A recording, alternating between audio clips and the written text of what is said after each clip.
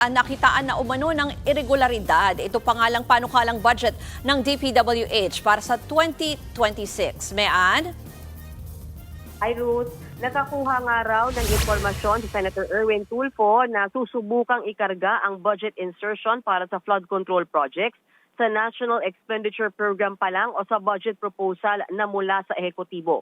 Nauna na raw kasing nabuko ang mga insertion para sa mga naturang programa sa BICAM kaya malamang daw sa NEP na lang ito ipapasok.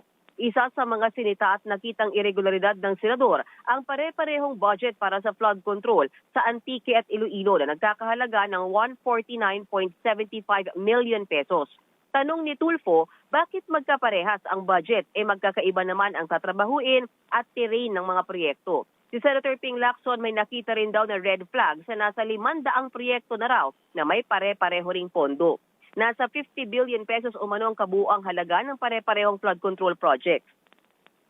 Kaya hiling ni Lacson magkaroon ng executive session kasamang economic managers para magabayan ang Senado sakaling i-delete nila ang pare-parehong halaga na tingin nila ay may irregularidad.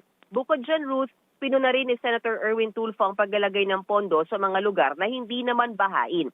Gaya na lang sa Nueva Ecija na may 3 billion pesos na pondo, 2.2 billion sa Apayao at 2.7 billion sa Kalinga. Tinala niya sa ganitong paraan ay ipapasok ang maanumalyang pondo. Paliwanag naman ni Department of Budget and Management Secretary Amena Pangandaman, wala silang kakayahang isa-isahing i-check ang mga pondo kada proyekto na sinusumite ng DPWH sa kanila. Nasa 15,000 daw ang line item ng DPWH budget at umaabot sa 700 pahina. Ang ginagawa lang daw ng DBM ay magbigay ng budget ceiling para sa DPWH. May nakaschedule na raw silang pulong sa bagong kalihim ng DPWH na si Vince Dizon para sa 2026 budget. Narito ang bahagi ng pahayag ni Senator Tulfo at Secretary Pangandaman. Ano po ang criteria ng DBM in allocating this flood control budgets? Bakit sobrang laki ng pondo sa ilang probinsya samantalang mas flood-prone areas po gaya ng Metro Manila, Pampanga, Bulacan at Cavite ay hindi kasing laki ang nakukuha?